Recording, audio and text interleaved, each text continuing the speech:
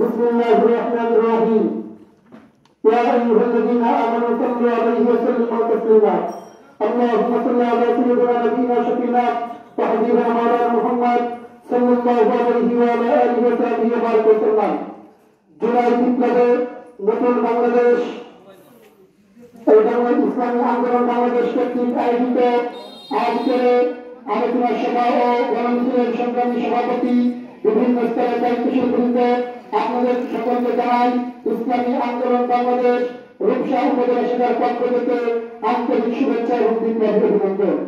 প্রিয় সাথী বন্ধুগণ, এদেশের মানুষ বারবার বৈষম্যের শিকার হয়েছে। বৈষম্যের কাপড় রচনা করবার জন্য ব্রিটিশরা আন্দোলন করেছে 200 বছর পর্যন্ত।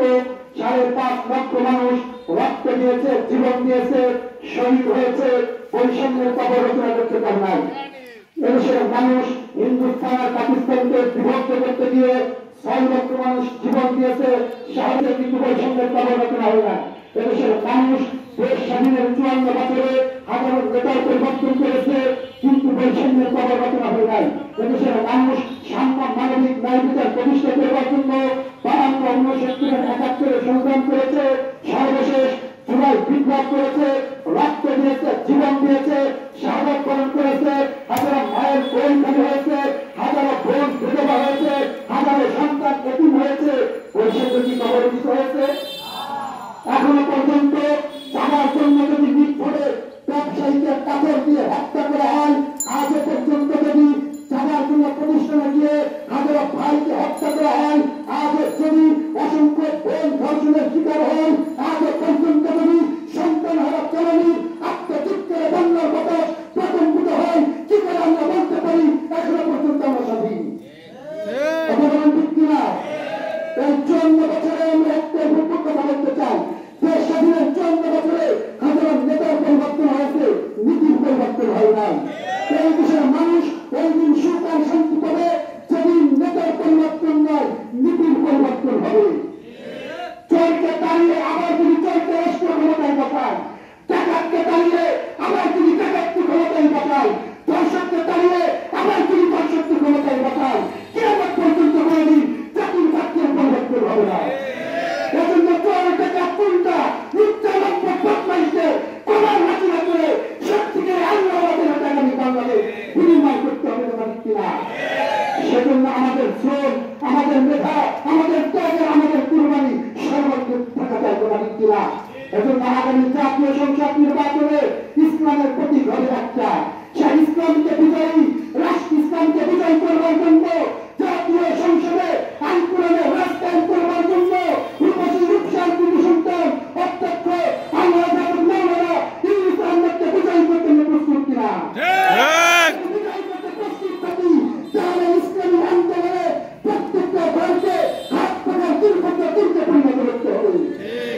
আশেপাশে অনেক মুসলিম হিন্দু ভাইয়েরা আছে, একটা কথাই বলতে চাই, ইসলাম যদি রাষ্ট্রীয় ক্ষমতায় আসে, সর্বপ্রথম সংখ্যালঘু লোকদের অধিকার প্রতিষ্ঠা করা হবে।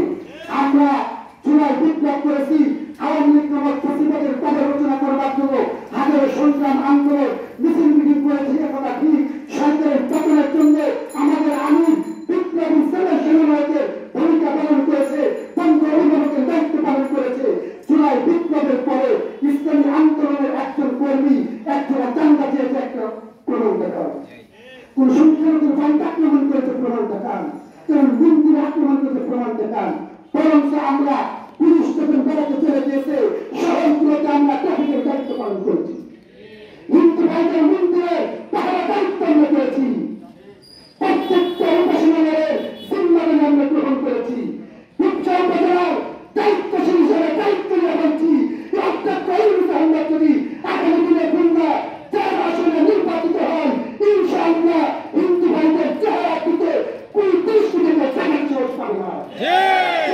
আমরা উঠতে দেব। কোন ব্যবসায়ী প্রতিষ্ঠানকে চাঁদাবাজি করলে সে হাত কেটে ফেলা হবে ইনশাআল্লাহ।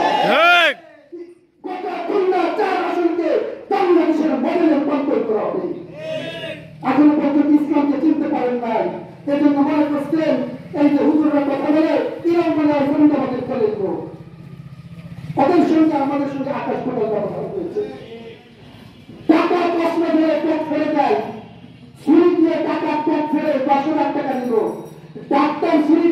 করে 10,000 টাকা নিল, আপনারা বলেন দুয়াকলি তো 10,000 টাকা নিল, ট্যাক্স ফেলে ডাক্তারেরটা হারান আর ডাক্তারেরটা হারান না হারান? দুজন একই কাজ করলে একজনেরটা হারান আর একজনেরটা হারান। দেখতে মনে হয় যদি সে 43 দিতে পারে, কিন্তু প্রকৃতপক্ষে দেশ জাতি ইসলাম মানবতার স্বাতন্ত্র প্রহরী দায়িত্ব নিয়ে যারা আসছে তাদের রাজনীতি আর ধান্দাবাজ আর সন্দেহবাদের রাজনীতি কেমন পর্যন্ত কোনোদিন এক হবে না। অতএব আসুন আগামী বাংলাদেশকে সত্যিকারে আল্লাহরা গুলাবিরু নেতৃত্বে হাতে অর্পণ করবার জন্য এই দেশের মানুষের যে মৌলিক যে চাহিদা খাদ্য বস্ত্র বাসিষ্ঠা তাদের সেই স্বাধীনতা সাম্য মানবিক দায়িত্ব প্রতিষ্ঠা করবার জন্য ইসলামী আন্দোলন বাংলাদেশকে রাষ্ট্রীয় ক্ষমতায় পাঠানোর জন্য চরমার পীর সাহেবের হাতকে শক্তিশালী করবার জন্য খুলনা 4 আসনে অধ্যক্ষ আলহাজ মাওলানা ইউনুস আহমদকে বিজয়ী করবার জন্য বাংলাদেশের খুলনা 4 আসনে প্রত্যেকটা ঘরকে হাত পেটার দুর্ভেদ্য দুর্গে পরিণত করি।